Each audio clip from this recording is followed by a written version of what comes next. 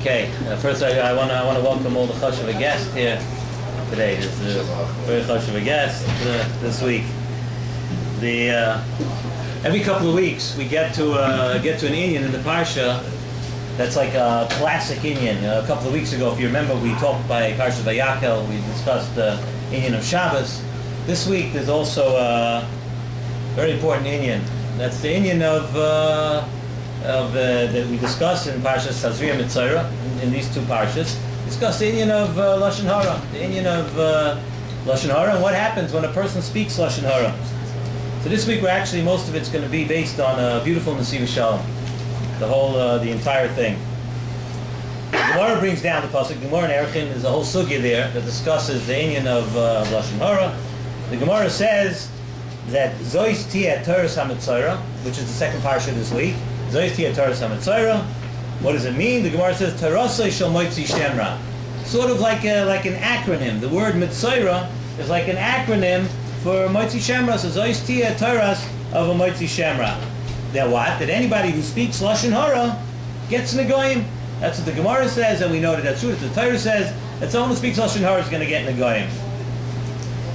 So the first is one obvious kasha that we can ask is, why is the Isser of Lashon Hara that much more chomer? Why is it different than any other Isser in the Torah? Why is it dafka the inyan of Lashon Hara, when a person speaks Lashon Hara, that he gets Negoyim, that a person will get Saras?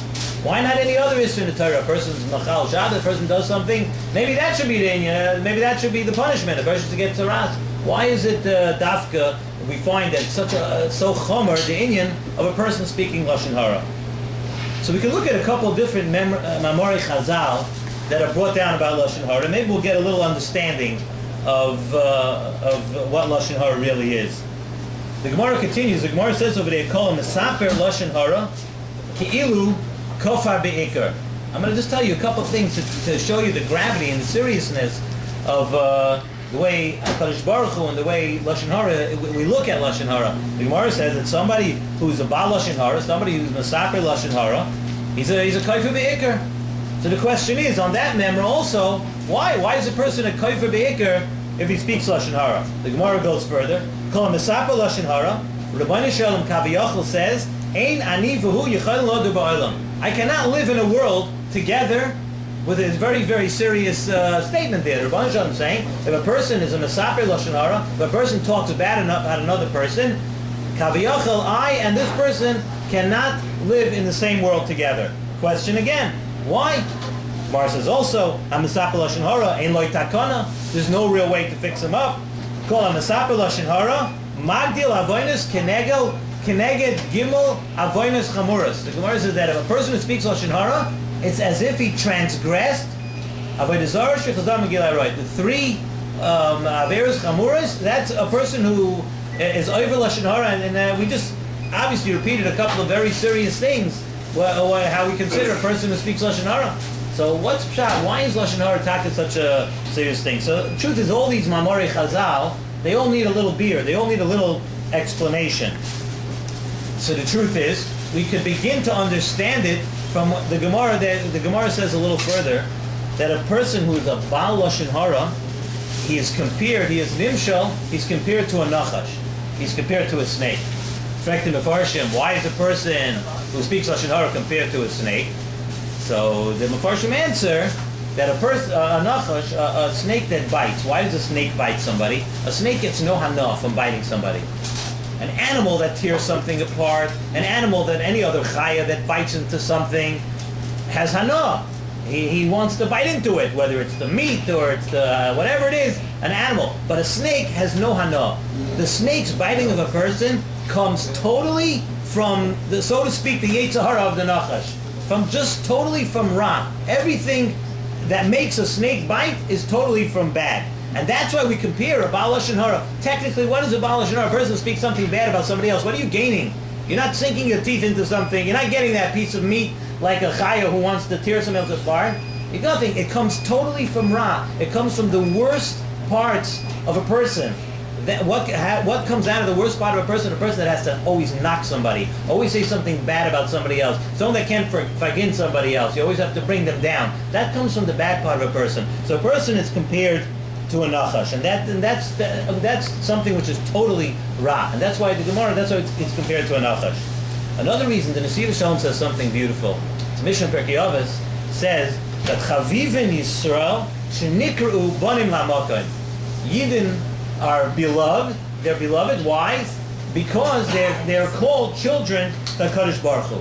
Everybody knows that if it's one thing a father can't stand, and a father has a hard time taking, is if somebody says something bad about his children.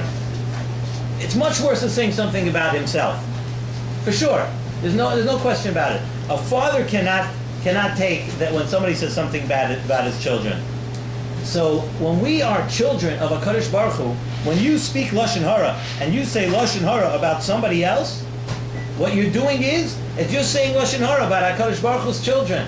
And HaKadosh Baruch Hu, that makes HaKadosh Baruch Hu very upset. And that's why a person is called, and that's why a person is called a terrible, that's why it's terrible, and Lashon Hara is worse than any other thing that a person could do, because you're speaking bad about HaKadosh Baruch Hu's children, and HaKadosh Baruch Hu gets upset about that.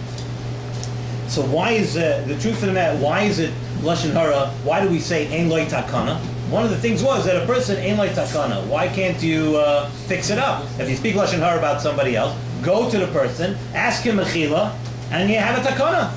So why do we say that someone who speaks Lashon Hara can't fix it up? It must be that you can go to the other person and ask him for mechila, and maybe he'll be miyah you. But now you have to deal with HaKadosh Baruch Hu. That's something else.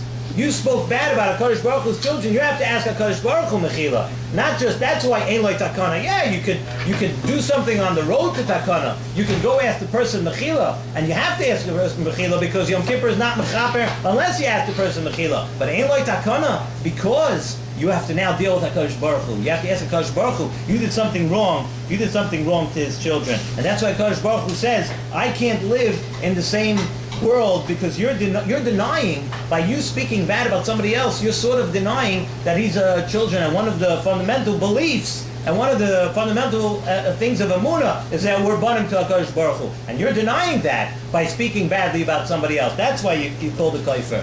And of course, along the way of the Nesiv Shalom always writes. Nesiv Shalom, if you get to learn a little bit, Nesiv Shalom is a tremendously positive sefer. No matter what he says, the Nesiv Shalom, I see everybody nodding their head here, the Nesiv Shalom, he always ends up on a positive note. He says, imagine all the terrible things we said now about a person speaking Lashon Hara.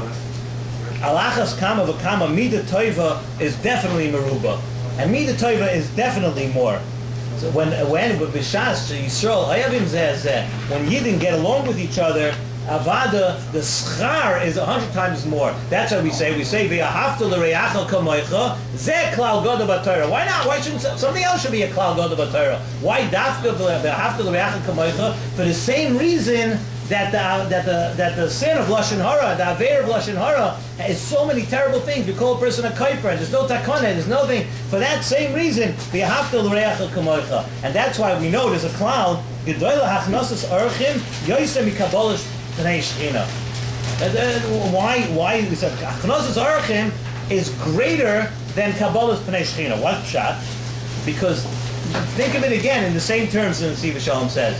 The same way a father doesn't like when someone says something bad about his children. If somebody is a machnas oirach and he takes in his children, any person will tell you also, he's much more concerned, don't worry, I'll find a place to eat. I'll stop in the sandwich shop on the way home. I'll eat something. But if you take care of my children, if you take care of my child, then I'm happy with you. And that's why, Gedoyla hachnosas orchem, you're thinking about HaKadosh Baruch Hu's children, Yoiser mimikabli pnei hashchina. HaKadosh Baruch Hu's saying, more than me, don't worry, I'll Kaviyachal, take care of myself. It's very nice that you're Makal Pe'ashchina, but do me a favor, be nice to other Yidden. Be Oyhavim Zeh, be happy, make other people happy, and then you're going to make HaKadosh Baruch Hu happy.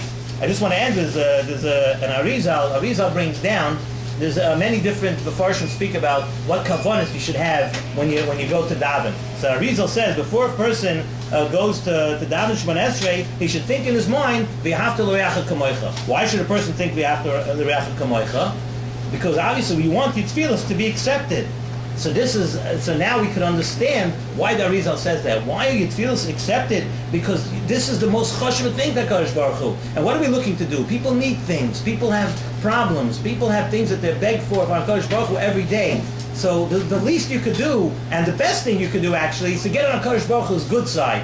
How do you get on Kadosh Baruch Hu's good side? Zok the Arizal, the Ahavta l'reacha kamoicha. And this is the time actually to bring up just all these things are brought down in Sefer Chafetz Chaim, Sefer Chafetz Chaim, Sefer Shmiras HaLashon, and the Chafetz Chaim tells you people look for segulas and people look for this thing and they go get for this bracha, that bracha. The Chafetz Chaim promises that if a person's tak is zoyer in this inyan of Shmiras HaLashon and he's makbid on B'Ahavta l'Reacha Kamoicha, then your tefillos will be accepted. And then everything that you want to get a school for, you want to get, this is the first thing to try to do. That we should be B'Ahavta l'Reacha Kamoicha, that you should try to first be friendly with all other yidden and be makbid and it should, and be careful not to get chas v'shalom to this inyan of Lashon Hara. Right.